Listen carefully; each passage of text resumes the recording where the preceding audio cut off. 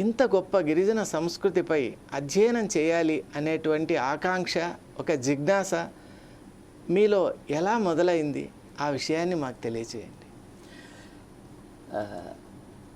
1974లో నా ఎంఏ పూర్తయింది.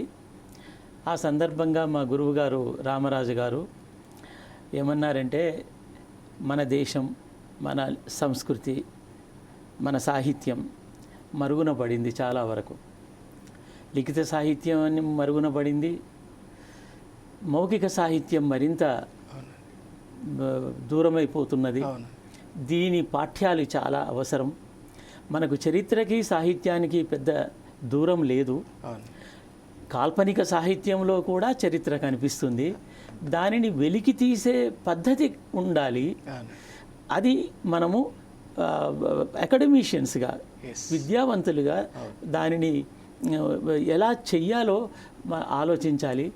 ఇలాంటి కృషి నువ్వు చేయగలవు. ఎందుకంటే అప్పటికే నేను కాకతీయులకి సంబంధించిన 2 శాసనాలు భూమి పొరల్లో నుంచి తీసి ఆయనకి ఇచ్చాను. అద్భుతం. అప్పుడు భారతి అనే పత్రిక వచ్చేది. ఆ భారతిలో ఇవి 2 నేను సంపాదించినట్టుగా చెబుతూనే మా గురువు గారు ఆర్టికల్ రాశారు. అది నాకు చాలా ఆనందం కలిగింది. అది మీకు ఒక రకంగా విద్యార్థిగా ఉన్నప్పుడే దశలో మీకు ఒక స్ఫూర్తినిచ్చింది.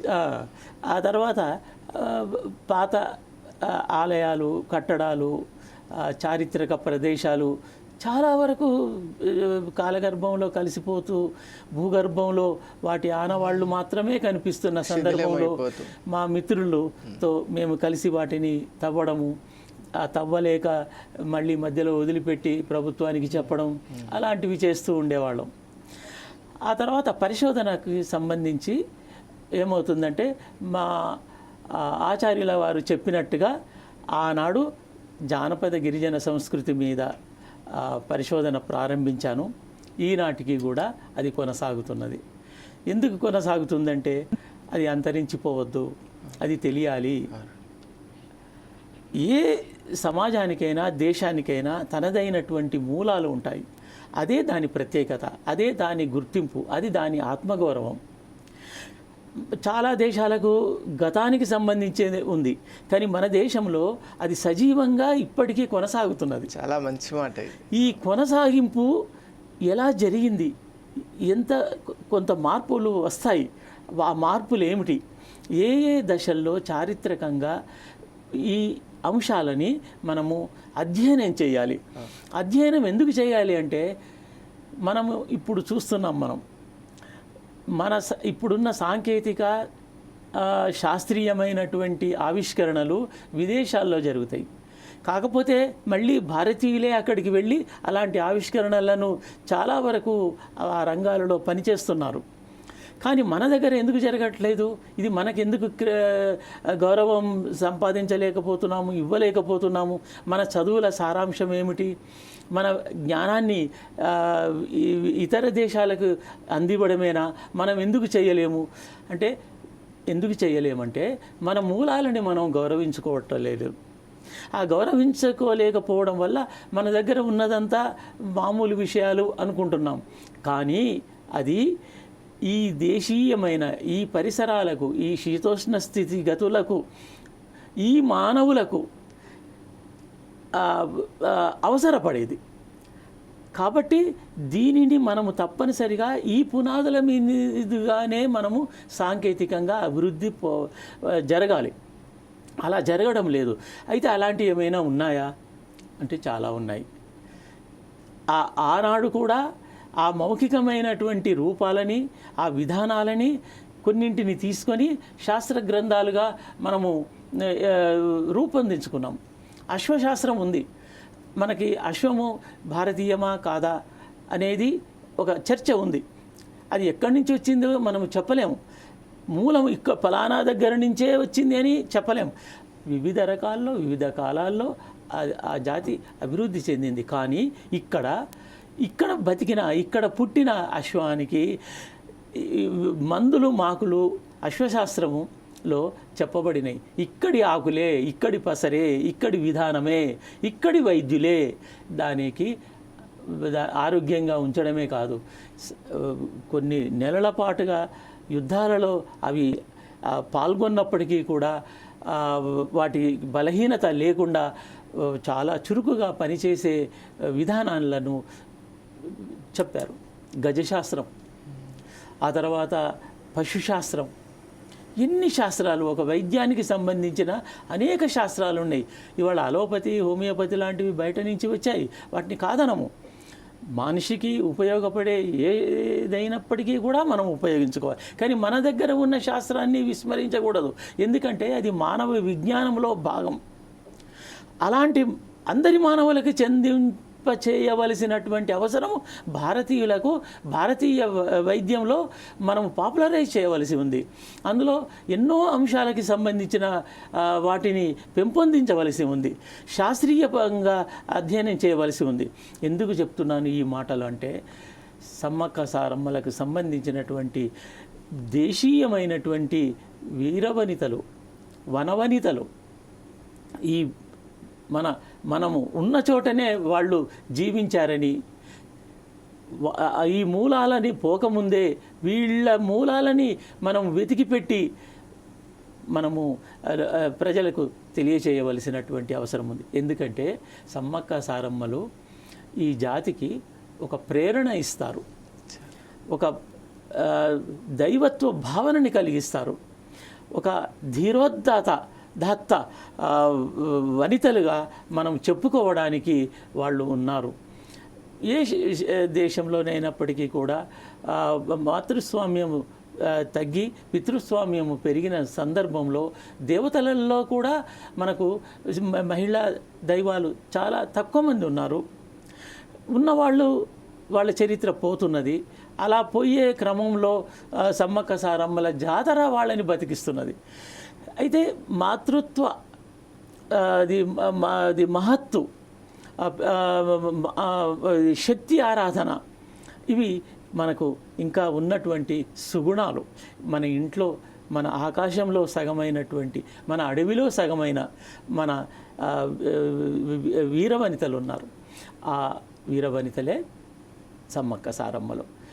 అక్కడ ఆ మూల విజ్ఞానము వెలికి తీయాలి.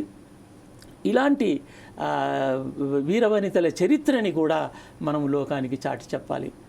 అయితే సహజంగానే ఏ సమాజానికైతే వాళ్ళు తమ ప్రాణాలను త్యాగం చేశారో వాళ్ళు మాత్రమే ఉంటారు, వాళ్ళని మాత్రమే గుర్తుంచుకుంటారు. సహజము. గోత్రాలు ఉంటాయి, ఆ గోత్ర పురుషులు ఉంటారు, ఆ గోత్ర పురుషుల త్యాగాలు ఉంటాయి. వాళ్ళని మాత్రమే దైవాలుగా, వేల్పులుగా గుర్తిస్తారు. వేల్పుల సంప్రదాయం మనకున్నటువంటి ఒక ప్రత్యేకమైన లక్షణం. ఏ సమాజం అయితే దానికోసము, ఆ సమాజం కోసము కృషి చేస్తారో, జీవితాన్ని అర్పణ చేస్తారో, కష్టాల పాలవుతారో, కడగండ్ల పాలవుతారో, మరణిస్తారో, వారిని జ్ఞాపకం చేసుకోవడం మానవుడి విధి. అట్లా చూసినప్పుడు కాకతీయ సామ్రాజ్యముతో తలపడిన వాళ్ళుగా వీళ్ళని గుర్తిస్తాం. వీళ్ళని ఎందుకు గుర్తిస్తామంటే, కోయల్లో పూజారులు, పట్టెడలు అనే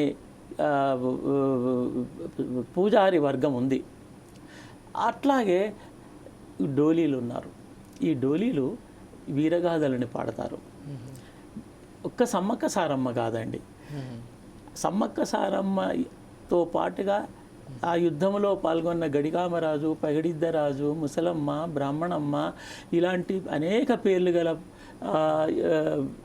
వారిపై పగిడెలు తీసి ఆ పగిడెలను చూపుతూ డోలీలు గానం చేస్తారు. ముఖ్యంగా అండి, ఇక్కడ తెలంగాణ ప్రాంతంలో గిరిజన సంప్రదాయం అనేది మేడారము, ఏటూరు, నాగారం ఈ ప్రాంతాల్లోనే ఉన్నదా, లేక మిగతా ఏదైనా ప్రాంతాల్లో కూడా ఉందా? అంటే ఈ సంప్రదాయము ఛత్తీస్గఢ్లో ఉంది, బార్డరింగ్ మన ఒరిస్సాలో ఉంది, ఇప్పుడు ఆంధ్రప్రదేశ్ రాష్ట్రంలో ఉంది. ఈ పగిడల కోసం మేము 10 ఏళ్ళు కష్టపడ్డాం. ఎందుకంటే ఆ పగిడలు తీసే సందర్భంలో మేము పోవట్లేదు, వేరే సందర్భాల్లో పోయి వాటిని చూపించమంటే చూపించరు. చాలా నిష్ఠాగరిష్ఠులు వాళ్ళు. ఆ చెట్టు తొర్రల్లో నుంచో తలపతులు అనే కోయలు ఈ పటాలని దాచిపెట్టే బాధ్యత కలిగిన వాళ్ళు. వాళ్ళు ఎలా తీస్తారు దానికి ఒక విధానం ఉంది. ఈ డోలీలు వెళ్ళి ఇతర వాద్యాలు వాయిస్తూ పూజా పునస్కారాలు చేసి చిన్నపాటి ఒక బలి ఇచ్చి కోడో మేకో అంతే, అది రోజు తినేటివే. అందులో భాగంగానే వీటిని కూడా ఆ దైవాలకు ప్రత్యేకంగా ఆఫర్ చేసి వాళ్ళని ఆ దైవాలని శాంతింపజేసి అప్పుడు తీస్తారు. అప్పుడు ఇది డోలీ ఎవరైతే కథ చెప్పించాలో, ఎక్కడైతే కథ చెప్పాలో దానిని ఊరేగింపుగా తీసుకొస్తారు. ఎంత మహత్తరమైన ఆలోచన అది. అలా తీసుకువచ్చి దానిని విప్పడము, దానికి విప్పే ముందు అక్కడ నీళ్లు వేసి కడగడము, కడిగే వాళ్ళు కోయలే, విప్పేవాళ్ళు కోయలే, ఊడ్చేవాళ్ళు కోయలే, సంగీతం వాయించేవాళ్ళే. కానీ వీళ్ళకు ఒక్కొక్కరికి ఒక్కొక్క రకమైనటువంటి వృత్తి ఉంది, బాధ్యత వృత్తి ఉంది. దాంట్లో 60 మంది ఉన్నారు అని మనకి కేశవపట్నంలో వైష్ణవ మఠంలో మనకు దొరికినటువంటి రాతప్రతులు చెప్తున్నాయి. నిజానికి 101 రకాల కోయలు ఉన్నారని మౌఖికంగా కథల్లో చెప్పబడుతుంది. ఏది ఏమైనప్పటికీ విచిత్రం ఏమిటంటే ఇన్ని రకాల కోయలు ఉన్నారు. కోయలకు గోండులు కవల సోదరులు, వీళ్ళ ఇద్దరిని కలిపి కోయతూర్ అంటారు.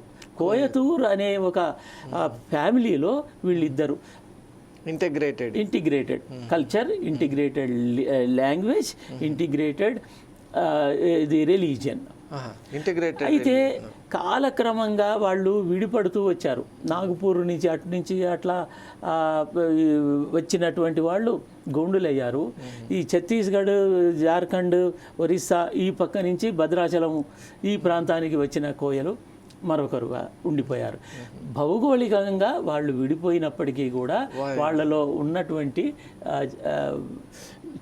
చరిత్ర ఒకటి, విశ్వాసం ఒకటి, జీవన విధానము ఒకటి, సామీప్యత కూడా ఉన్నది.